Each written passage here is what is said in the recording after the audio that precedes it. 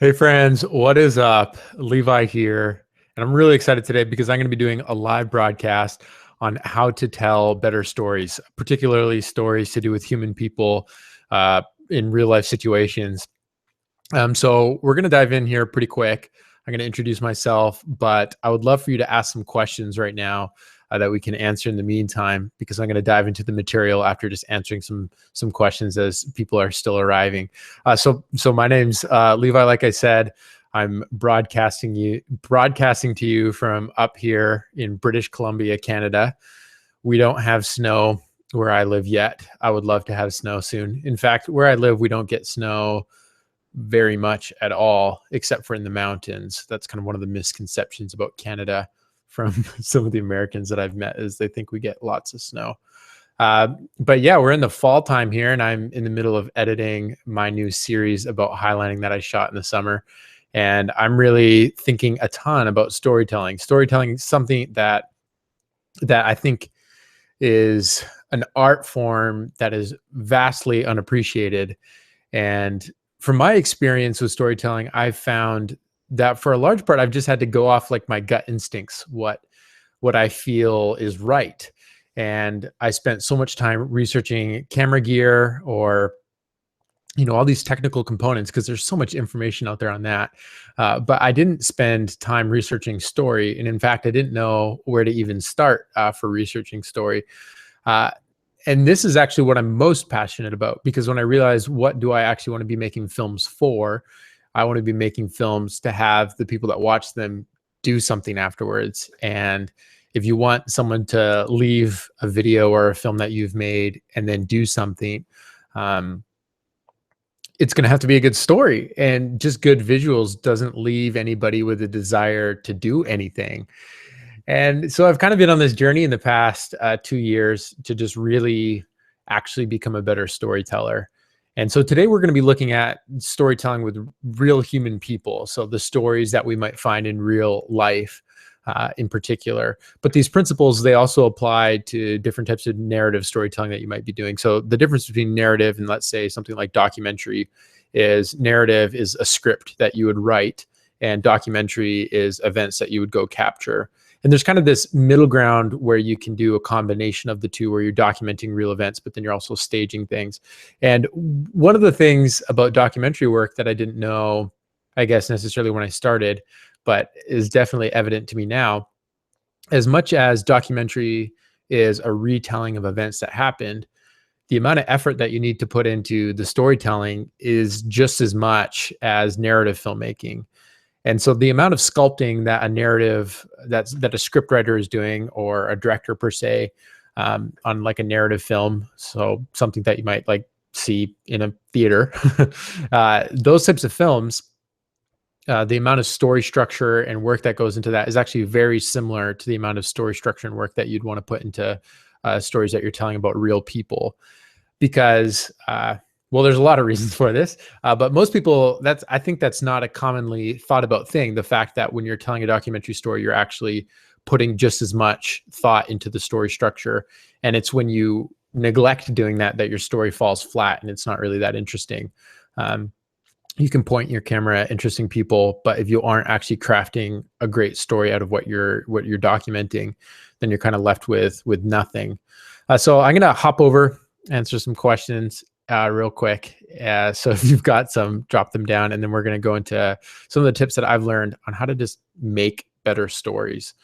And I'm really excited about this. This is something that I've been super passionate about, and I haven't really been doing a great job of sharing that here on YouTube. And that's why I'm excited about broadcasts and live streams, because it gives me a better opportunity to just have a conversation with you, and I don't have to stress as much about making sure that it's polished and finished. And all the while, I can see your questions and we can try to dive deeper together. And I'm really fired up about that. So over on the questions, I am Rukafeso. Reading YouTube names is going to be great. Your goals for this channel. My goals for this channel, I would really love this to be a space that people can go to watch entertaining content, and also aspiring filmmakers to learn better adventure filmmaking tips. I've kind of settled in on adventure filmmaking as what I want to teach. That wasn't always as clear to me in the past, but that's kind of my goals. And To me, numbers don't matter a whole lot, although it's like fun to see things grow and to actually have people to have conversations with. But yeah, that's my goals. Should you start with the target audience in mind, or should we just tell stories that are inside of us that we want to share with the world? Yeah, Corey. So I mean, there's kind of two methods or two approaches, I guess. Is there's people that feel they have a story inside or a message that they care greatly about, and they want to bring that to life, and they have a very clear idea of what that would look like to bring to life. And so that's one way that you can go about this. And that's a certain type of person that just has a very clear idea, and they feel that it's going to speak to people, and they set out to make it. And that's a great approach. And then there's another approach where someone might just care about stories that would move people, but they don't know what that story is going to be. And so then they're always seeking out what that might be. And I would put myself probably more in that second camp, where I am constantly searching for stories to tell. And I don't necessarily feel like I have this like these stories inside of me that I need to get out. I do feel like I have the message of promoting making things with what you have, and so that's kind of on the other side. But as far as films go, there's kind of those two camps, and I think they're both okay, and you can kind of blend between the two of them. But I'm just constantly looking for interesting stories to tell, and I think that's okay.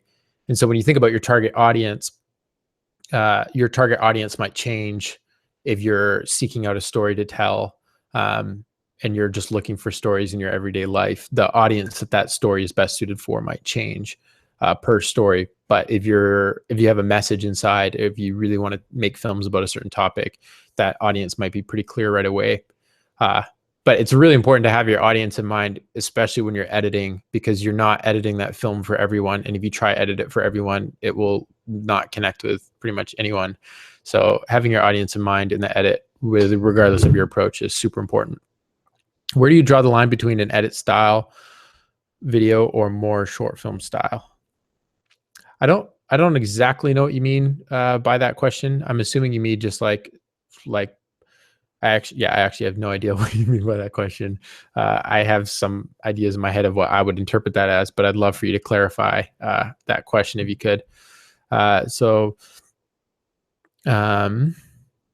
When you want to tell a good story, do you think about the audience, or do you just about what you like yourself? When you want to tell a great story, sorry, I'm butchering the reading of this. When you want to tell a story, do you think about the audience or just about what you like yourself? I tend to follow like just scratching my own itch, like something that has sparked my interest. That's how I tend to approach storytelling. And obviously I'm thinking in my head, is this going to connect with some people? Because usually so my approach to making films is I want to take an interesting subject matter, attach some themes that are present in that subject matter, and then communicate that to an end audience. So my films would be absolutely pointless if there was no audience. I don't make films just to make films for my own fun. I make them for people to watch, because that's why I pour hours and hours into editing them and crafting them and thinking about them, is I want people to watch them and then have something change inside of them, or see the world in a different way, or feel inspired to do something.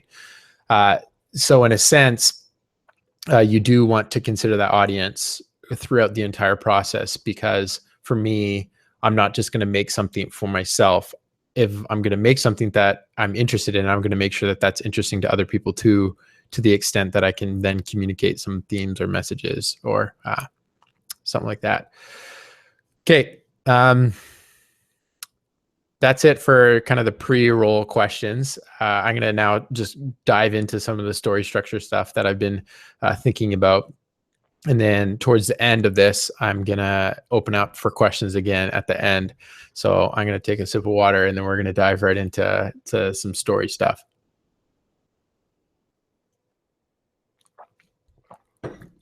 So again, thanks to everyone that's tuned in. I'm Levi. I'm an adventure filmmaker from up here in BC. And today we're going to just look at how to tell better stories. We're looking at the context of storytelling around real life people. But these kind of story principles, they really do apply across the spectrum of stories that you might be making if you're making narrative or documentary. I mean, so storytelling, without doing good storytelling, your visuals in the films that you're making are absolutely I was going to say absolutely pointless, and then I felt a little harsh because a lot of the films I made when I started out kind of were a little bit pointless. Because when I was starting out, I got so like invested into this, like how do I make beautiful images? How do I get depth of field? How do I do all of those things? How do I find the next best camera? And I wasted so much time doing that when I should have been focusing on how to tell better stories. Uh, and so I think storytelling is something that we need to invest a lot more of our time in, because if we actually want the things that we create to mean something to people, there has to be story there.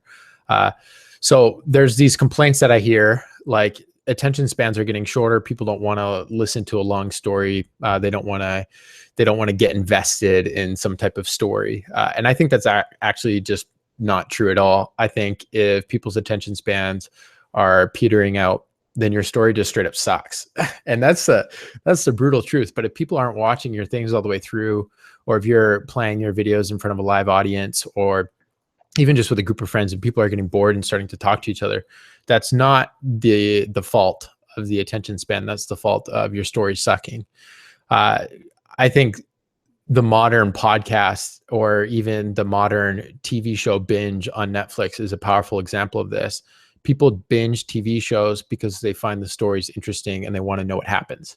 And they keep watching for hours, for days. People will watch a TV show across an entire day. So if you're trying to tell me that people's attention spans are short, that's just simply not true. Even though the way that people behave online is changing, and the way that people can quickly opt out of something they find boring, that's true. But I think the desire to skip ahead or skip the story altogether has always been there. But now with the way people watch films online, it's just a lot easier. So people are blaming that. So I'm not an expert on like the psychology or the science of attention, but I really don't think we can complain about people's attention spans. So how do you make a story actually gripping? So let's take some principles right off the top that can be applied to a wide spectrum, and then we'll dive into my process for finding a story and then how I develop it. So something that's interesting, something that makes something worth watching, is a form of suspense. And suspense is created through forward motion. It's this intrigue of what's going to happen next. If there's a film without mystery, it's a boring film to watch. You're wanting to keep the audience, the viewer, in this constant state of curiosity for what's going to happen next. And you can do this actually very simply just through forward motion in your story. So what that means is having events that lead from one to the other. And because the events that are coming up aren't known, there's suspense of what are those events going to be. And so I find when a lot of stories get really boring, it's because there's not forward motion. It's staying stagnant for too long. And what that's either stagnant in the growth of a character, stagnant in the actual events that are taking place. And so forward motion is really key. So let's take a practical look at that. Ryan Connolly from Film Riot, a friend of mine and someone that I've worked with previously, he just used this great example where he said, if you take too long to show something that's happening, if the moment takes longer to show on screen than the line of dialogue would be in a script, like the person gets up and leaves their room, and yet you have like 6 shots of the sequence in your film, that's going to be boring. You shouldn't be taking 6 shots to show someone get up and leaving their room if that's a line in your script. I might have butchered that example from him a tiny little bit, but that's kind of the principle here. When you're thinking about what you're trying to communicate with your events, you should be able to write down like what you're showing on screen, and the events that are happening on screen actually need to be there for a purpose. That's where most people with their storytelling just make huge mistakes, where they're not showing stuff on screen for a purpose. They're showing stuff on screen just because they want to, or they think it looks cool, but it's not actually serving anything. So one of the biggest benefits that you can do for your stories right off the bat is actually be intentional about what you're showing the viewer. Ask yourself, why am I showing this? What point is it serving? And all of these are going to play into the actual creating of what would be called your plot, or just your story structure. And so I'll explain basic story structure in a bit, but you don't need to have a knowledge of story structure in order to make something interesting. That's the beauty about storytelling. And that's the beauty about making things that you find interesting.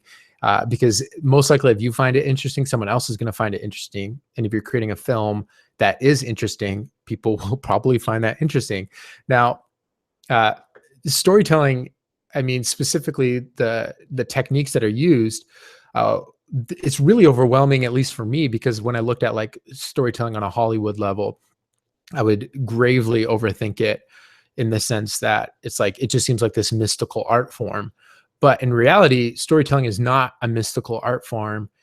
You can really break it down to just following following your intuition and going, what is interesting. And you can take certain components or principles of storytelling and you can start to apply those and serve your stories better right away just by using a few principles. You don't have to I mean, you don't have to avoid thinking about storytelling because you're afraid that you don't know enough. You really need to start trying to implement certain components of what makes a story interesting slowly over time. And as you improve, your craft will improve as well. Uh, yeah. Someone just said, prime example, Casey's vlogs. That's so true. That's one of the biggest, most interesting things about Casey's vlog. And that's what he does so much better than my vlog is this forward motion. Um, Events are always happening and you're always curious what events are going to happen next. When I make mistakes in the vlog that I've been doing, I tend to try to like communicate some thought. And so I'll sit to my camera and I'll like talk to the camera, but I'll do it all in the same place. I won't move around. I won't do it in different environments. And so if you watch back on some of Casey's vlogs, he'll start sharing an idea and he'll take it across different spaces. So he'll start telling the story on his boosted board as he's riding down the street. And then all of a sudden he'll be continuing the story up in his studio. So let's move on to some of the next principles. Yeah. How do you go about finding a good story to tell? So I started with explaining forward motion is probably the biggest thing that you can take into your films to make sure that they're actually interesting to watch. So forward motion paired with good storytelling skills helps make something intriguing and interesting. And with that forward motion thing in mind, you also can use that like to your advantage if you're trying to really emphasize a point. So if there's been a lot of forward motion and you want to take the audience and have them like dwell on something for a little bit, you can use like pausing or kind of sitting on an idea. An example of that from my film Untethered back there is I really wanted people to feel the suspense of the first time that he's like taking his harness off and going onto a line without a harness on. And so instead of just like having those moments happen really fast, I took my time and just kind of like let you sit in that moment because I wanted people to like start to feel anxious. So good stories about people, you really need to focus in and cut out the extras. I believe that if you're going to make a story about real life events that are happening or real life people, you're best served by focusing in on one person. And this is really challenging because especially when you're filming stuff, you go, oh man, there's all these great people to film. And it's like, this is like, just film all of them. But your story is best served, especially if you try to build your structure around the experience of a single person. And this is something that I was learning around the time that I shot Untethered. And if I didn't implement that principle, I would have filmed so many people. And when you're watching the film, it's like, yeah, that makes sense. Of course you filmed Spencer. But when I'm actually shooting, it's actually really challenging to know who do I follow. So I'm convinced that if you're going to make an interesting story about real life people, you want to focus in on one type of person, and that person and the events that you're documenting, whatever it is that you're making a film about, is you really want them to have an interesting form of motivation and to have interesting goals. If the person isn't motivated, if they're not driven, it makes them a very boring person to make a film about. So you can literally make a film about any person who's driven and has a unique goal that can turn into a very interesting story. And so you do this by starting to follow them and kind of document what they're doing. Sometimes it's really clear, like I'm setting out to do a road trip across the country, and I'm doing it to raise support for this type of research of this disease. So let's say that's our case study, that's our person. You can make a really interesting film about that person if that's going to be 5 minutes, 15 minutes, 30 minutes. When you're starting to get towards the 30 minutes and past length, that's when I think the rule of focusing on only one person starts to break a little bit, and you can focus on more character development. But let's just, for the sake of this, I'm talking about most films that are going to be under 30 minutes, and you really don't have much time in 30 minutes to investigate a lot of different people. So let's focus in just on this one person who's going to do a cross country road trip and raise funds for some form of research. Go along with this person and start to document things that are unfolding. And the way that I document things in my films is, I think, in a sentence structure. Whenever I'm hitting roll on that camera, I want to be doing it with a purpose, because otherwise everything I'm doing is just kind of like spraying, and it doesn't make any sense. So what I mean by sentence structure is you want to make sure that what you're capturing is going to translate to the screen, so you can have these scenes from beginning to end. I don't think people tend to think of their films, especially the ones that they're making for the web, as like scenes, but you really do need to think of them as scenes, because if you're trying to set the context and then show what's important in that moment, if you just try to get the little vignette shots, like the little close-ups, and you don't get the context setting wide shot, it's not going to work in your edit. So you really need to be thinking about, how are you going to string this stuff together later? So I think in sentences. So when I arrive at a location, let's say this is the place where the guy's getting ready to load stuff in his car, I want to make sure that I'm getting a shot of, the environment where he's getting ready, the context, get a shot of the house, get a shot of the garage, and then get the tighter shots of him like putting the bags in, and maybe the close-ups on his eyes. So thinking in sentences is important, and shooting in sentences is important. And this way you don't end up with a ton of footage that isn't linked together in any shape or form. So what we talked about before with forward momentum, each event needs to be unfolding into the next one. And if you're just jumping, there isn't an unfolding process. It's just like a montage. It doesn't actually lead from one event to another. So the way that I create events that flow from one to the other is I shoot them as sentences. And so as you go about following your subject and shooting these sentence moments, I don't usually shoot my interviews with subjects right away. I tend to just follow them and see, where is this story at? Like, what is the heart of the story? Because you want to create your story around a central conflict. And what this means is what's the person up against? Because if the person isn't up against anything, it's going to make for a very boring film. So if let's say this guy who's doing this cross Canada trip or cross country trip, and he's going to raise funds, if he already has all the funds raised and you're just documenting him drive across the country, that's going to be very boring. But let's say partway across the country, like his tire explodes, and then these events just unfold. That's just like chaos and conflict.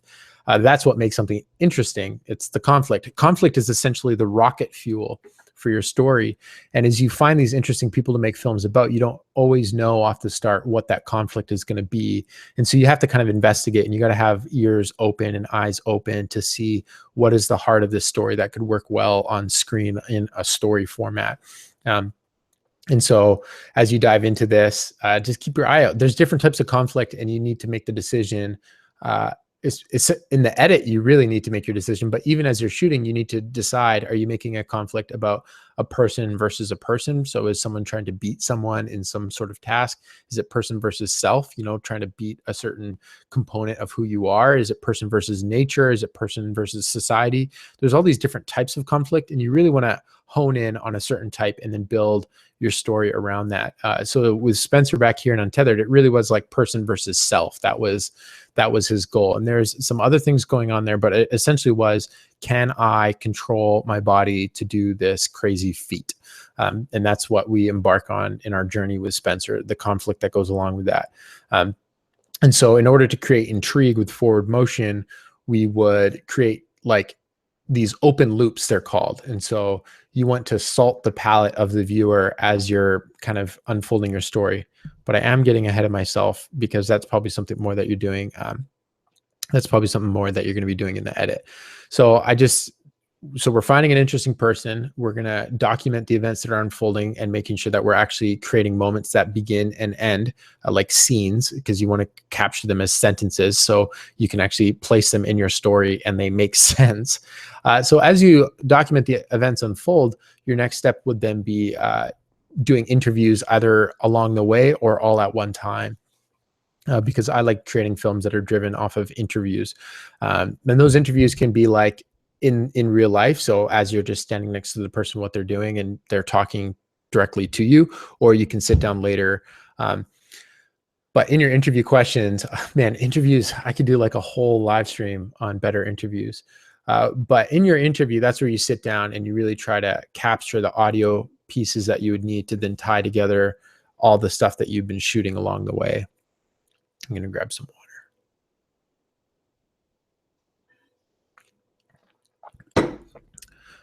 So let's say you have all your context shot, you have all your events that happened in the film shot, and you've now shot this interview. Let's talk about how to structure that in your edit to make it interesting. And this is where, I don't know if you guys had to learn this in English class, but the basic plot structure, you know, that diagram that goes up and then up to climax and then closing action. That basic diagram is actually really helpful for films, and go figure, it's actually a good way to structure a story. And so that's all about those rising actions and little conflicts, and then the rising up to the climax, which is like the central point, the focal point of the film, where whatever's happening is like whatever the purpose of the film is happening right then and there. And then the conclusion is like the closing actions, and then what's happening next type stuff. Geez, I got it. Sorry about that. So let's talk about doing that with your footage in the edit. Some techniques for that. So again, look at it through the lens of creating forward motion and linking one section of events to the next. And then even more specifically, one of the techniques that you can use that would make your story really interesting is open loops, or salting the palate and then satisfying the palate later. So create intrigue about a certain idea and then satisfy that later. So one of the ways that I did this again with Untethered is this idea of free solo. I mean, the film is called Untethered, so it's kind of obvious that there's going to be free solo stuff included in the film. But a way that I created these open loops was I brought up the subject of free solo early on in the film, and then I didn't show any of it. And so there's this little moment that talked about free solo, and Spencer says, you know, it always just seemed like natural progression to me. I'm going to start slacklining on the ground, start slacklining in the air, and then take my harness off. That just seems natural. And what that's doing right there, the viewer who's watching that is like, oh, are you kidding me? This guy does it without a harness? Are you for real? No, this guy doesn't do it without a, and their mind is thinking, no way, this guy does this without a harness. And then they're really interested now in what's going to happen. And so in the events that come after it, I don't show the free solo right away. I show some other scenes that help build out the world and help you to understand the people that are in this film better. And then later introducing what we talked about earlier, like the payoff for salting that palette is really powerful as well. So because we brought it up earlier, you know, this idea that free soloing might happen in this film, and then you get to see it start to happen later. That payoff is so rewarding for the viewer. And you can continue to do these like loops where they're slightly overlapping and you're introducing new ideas and new potential questions, but you're not answering them right away. They're kind of overlapping as you come back and answer them. And it just creates this forward momentum that makes it just really interesting. That's kind of what I've been thinking about as far as story structure so far. I'm not sure if that's very helpful, but I've been thinking about this story stuff a lot, and I really want to find a way to be able to teach it better and help people answer questions that they actually have. So at this time, you can ask me some questions over here in the right, sorry. And I'm going to do my best to answer some of those. I hope you found some of this helpful. If you're interested in learning more about storytelling and filmmaking, I'm going to be developing a course on how to tell better stories. And this is kind of like the first steps of that, where I actually try to teach it. And I'm going to be hopefully developing it in a way where it's really rewarding and valuable for the people that are interested. And if you think you might be interested, you could go to leftcoast.co/learn, and you can sign up there for my newsletter. And that's going to be a place where I'm going to be reaching out and actually asking questions from you on what you want to learn about storytelling. So if you find yourself in that camp, leftcoast.co/learn, that'd be pretty rad. So I'm going to hop over here and answer some more questions. How much of your videos, story/conflict, is pre-thought out versus very spontaneous? The conflict is almost all built in the interview and the edit. So I don't necessarily know what the conflict is going to be when I'm shooting the events. I might know, but I don't usually know fully. And then once I have all my footage, usually I'm aware of what I just shot. So then when I go into the interview, I try to build up sound bites I can use to set that conflict, if that makes sense. So if I go and shoot all this footage, I can either usually remember what I shot, and so I know how to ask questions of the interviewee that would help me use that footage, because I don't want to dive into something in the interview that I don't have footage about, unless it's worthwhile to go shoot more footage. So different projects have different boundaries like that. But most of that conflict is then built in that interview, and then the way that I edit it, if that makes sense. But then the events that are happening while I'm filming, they're almost always spontaneous. There's no way to know what's going to happen. So the conflict that's real is spontaneous. The way you capture it and make sure that it's told well, that isn't spontaneous. That needs to be very deliberate.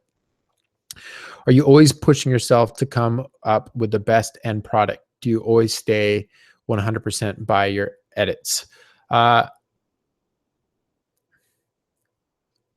Untethered is the first project where I stood behind it 100%. And I said, this represents what I'm capable of doing. With videos that I just post on my channel, I don't always stand behind those saying, this is the most interesting it could be. This is the best story. So for example, my vlogs, those aren't, I know I didn't do great storytelling in a lot of them, and that's my fault. And I'm okay with that. So I don't stand behind that and go, this is like the most interesting thing you could ever watch with your time, and this is so helpful, and this like is so meaningful. No. And sometimes, I mean, so before Untethered, there was actually like 5 or 6 projects I tried to enter this process of finding an interesting story, starting to film it, do the interviews and stuff, and then they just totally flopped. Mainly because the story wasn't that interesting, or I just like wasn't doing a good job of capturing it. So in those cases, I was okay with just stopping and just going, you know what, this story isn't what I thought it was going to be. That's okay. And I'm not going to make it. And sometimes that's okay. But it's usually better off finishing something, even if it didn't turn out exactly the way you want. And you can ask yourself what it's worth to get it better. But sometimes there's not always ways to do that. What are some ways you can open a loop without giving them the payoff in a natural way instead of the comment? But we'll talk about that later. That's a question from Corey McCabe. The whole like salting the palate thing and making and building intrigue, because you don't, I mean, it's that whole, in a way, it's kind of like that foreshadowing thing. I mean, sometimes you watch films once, then you watch them a second time, especially a film that's like really gripping, and you'll realize in the second time around potentially how many of these like foreshadowing events that you might have missed. In Harry Potter, that like it's a crazy good example of that, especially in the books and also in the film series. When you watch those films around again, you realize how many little cues there were to help create this like open loop effect with events that were unfolding. I don't, off the top of my head, have great advice for how to do that better.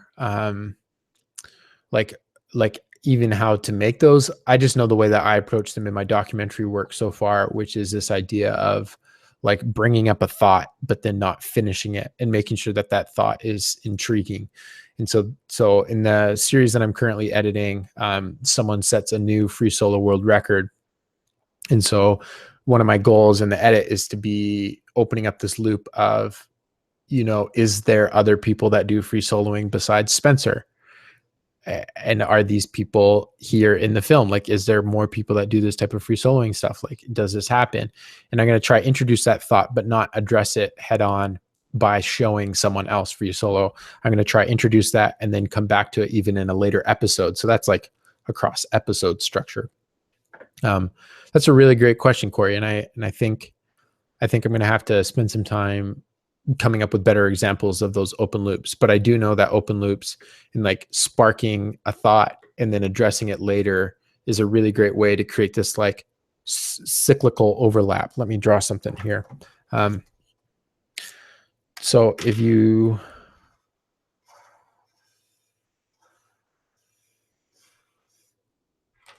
oh, I just drew that wrong. Shoot. Yeah, let me try this again.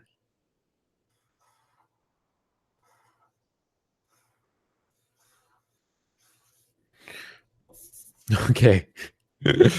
So this bottom example here is what I'm talking about with open loop. So as you can see, an open loop loop is opened here and the story moves forward, but then it comes back and it addresses that loop that you open, and then it continues to move forward. And as you open up more loops, you can start to have them overlap. And so I'm not talking about like having the story rewind, but this is as far as like the open loop structure goes. So they start to overlap. And if you have enough of those overlapping, you can constantly be having the audience in a state of what's going to happen next, like what events are going to unfold next, but then also have them being satisfied by what was happening previous. Yeah, that's my thoughts. Are you pretty involved with the subject while filming, or are you more fly on the wall? A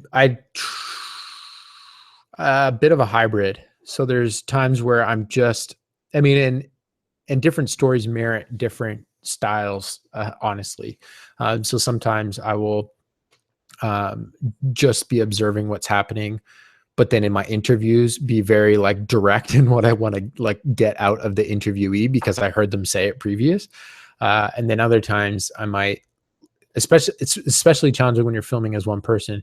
If there's a physical event that took place that would be very helpful for your story, sometimes I will ask them, hey, could you do that again?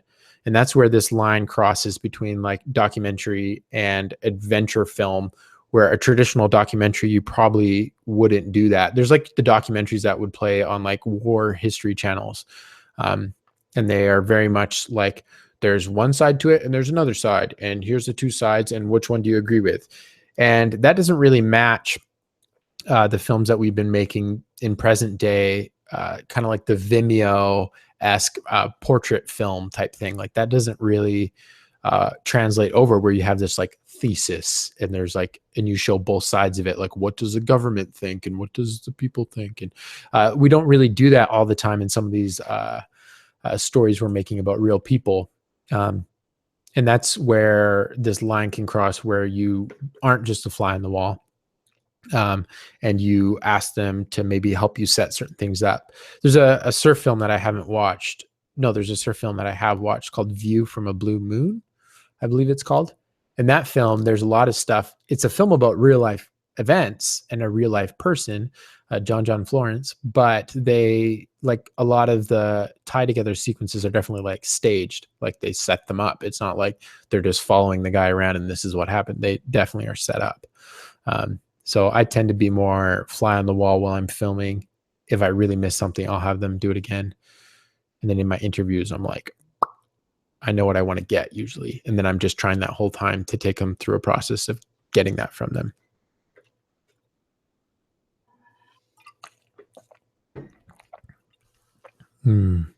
For example, in Untethered, did you do a lot of upfront planning on how you want to tell the story, or did it unfold while making the movie? How do you balance planning and coincidence? That's a great question. Yeah, when I set out to make the film, I had no idea I was making a film about a free solo world record. I just had no idea. And that's what happened. So when I set out to make the film, I started to make it about the community and what it looks like to build a group of people to do something with. That was kind of the goal of the structure there. And that's what I made the film about as I was filming it. And that's like kind of what I was zoning in on, all the while just capturing stuff that was happening. And so as I was capturing things that were happening, one of the things that happened was Spencer took off his harness and walked free solo. And you can't plan for that. and I didn't know he was going to do that. And so I had spoken with him previously about free soloing because I knew that was something that he did. I had never seen it myself, and I said, "Hey, like, do you have like, how do you feel about having cameras present when you're free solo? Because I know free soloing is such a personal thing." And he said, "Oh yeah, I have cameras film sometimes, and this guy actually filmed me with a drone once. It was pretty cool." So having him explain that he had been filmed free solo before gave me the confidence that when he actually did go free solo the first time, um, I felt okay with filming it. And then in some of the later times that he went free solo, I filmed him with the drone, making sure that I had permission to do that. But it's not like he tells you, okay, I'm going to free solo at 3 p.m. He just kind of does it when he wants to. So you have to be ready and prepared. So as he started doing these free solo things in my film, I started to adapt the way that I was approaching the structure as a whole. And then, so a majority of the film was actually filmed in one like 10-day period. And then about a month later, then he set a world record. So I have all this footage from 10 days that I had like started to build out into a story. And then he set a world record. And it's like, okay, how do you integrate that? So some of the people that know the way the events actually unfolded in real time will notice in Untethered, it doesn't, there's a bit of a weird thing that happens right around the time that he sets the world record, where there's no, like you jump back in time to different events after the fact. And that for people that know what's actually going on, because they were there, that to them is like, wait a second. But for the normal viewer, they don't really know that. And I needed to do that to create the experience of the whole thing.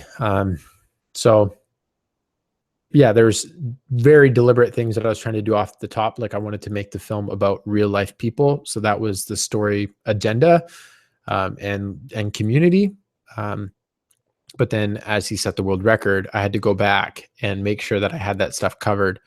So that's when, like previous interviews that I had shot, I then used moments where they talked about the world record because I did not think he was going to set it, and he did. And so then I used moments from interviews where that was said because I didn't think he was going to set it just when I was making the film. I don't know. It's pretty crazy. But yeah. How important do you think music is when storytelling in films? Music is huge. I mean, I can cut together the selects of what I've shot, and I can like start to cut together the interview stuff, but it's really hard for me to like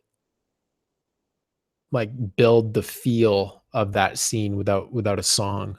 So music is huge. Same with sound. Sound is really, really important. When's the last time you watched a film that you had an emotional connection to that had terrible sound? Do you have any example? I don't have a single example because the films that I felt connected to usually had really good sound and a soundscape that felt very real and very did service to the story. You wouldn't even be thinking about the sound, but it's definitely there, and it helps create that emotive moment with the combination of music and so on. Well, I don't see any new questions down there. So if you have some new ones, I'd love to hear them.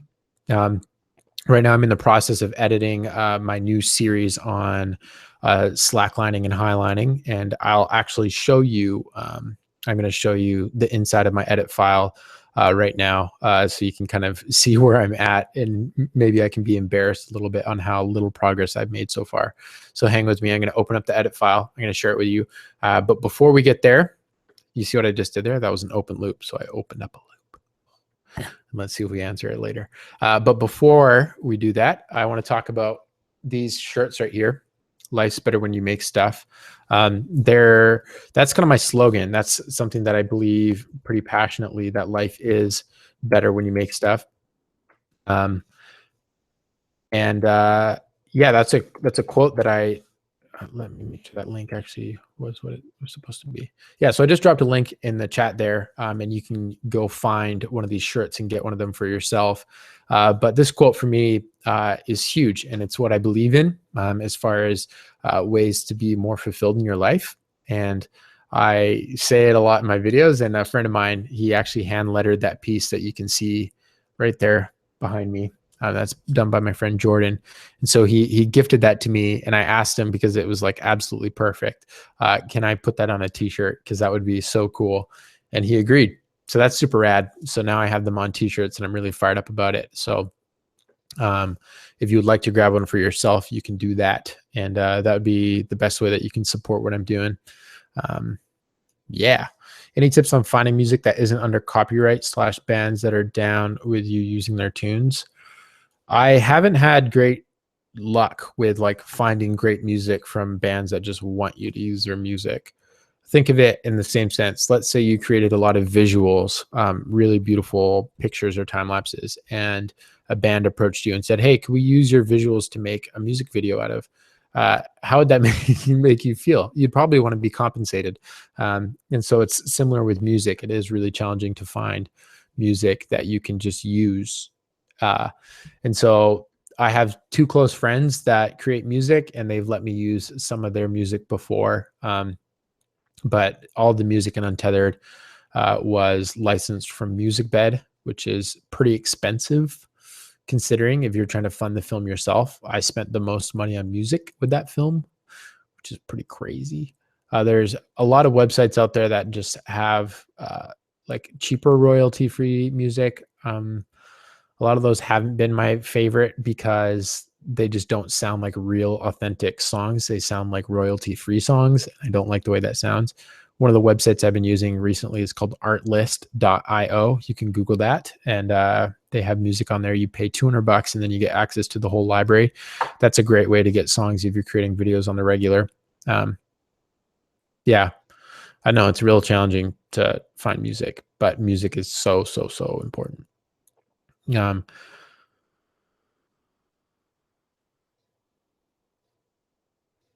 Sorry, I'm reading a question. I should be saying it out loud. I have a great community of friends that I work / climb with. I struggle with how much of our lives to share, especially when trying to monetize my content. I don't want it to seem like I'm taking advantage of them. Do you ever feel the same way? Well, what ways are you trying to monetize it? And have you thought of asking them how they feel about it, so that way you can get on the same page? That's one thing that I've had to work through with Spencer and the guys, because I mean, I invested a lot of my own money and time in making Untethered, and that piece essentially works really well for them, as far as, you know, Spencer being able to get future slacklining gigs if he's going to slackline in a commercial or something like that. So it works really well for them, but it also feels kind of fishy if I'm making like tons of money off it, where I haven't made tons of money off it yet. The money that I made has gone to paying for the money that it took to make it. So that part I was really clear with them up front. The money that I'm making from this, it's going to go towards paying off what I already spent to make it. So under that understanding, it makes a lot more sense that, you know, I'm selling the film and they don't feel as fishy about it. But I think you just really need to be open. You need to be honest about what your intentions are and see how they feel about it. I mean, if I just wanted to make like $50,000 off Untethered and I didn't want to give money to the guys, I would just need to be clear that, hey, I intend to make money off this from the work that I put into it, and I don't intend to compensate you. How do you feel about that? That's not something that I would personally do, but if that's what I was going to do, I would make sure that I was just really clear about it. Yeah. Cool. Well, that's it for today. Thanks for tuning in on this. I don't know if it's going to be made available after the fact yet, but I really appreciate you tuning in to this live. It was a lot of fun. I really enjoy this. I'm going to be doing more of these in the future. You can go to leftcoast.co/live and throw your email into that subscribe box, and I'll notify you when I'm doing live streams. But until next time, it's been a lot of fun. Remember, life's better when you make stuff.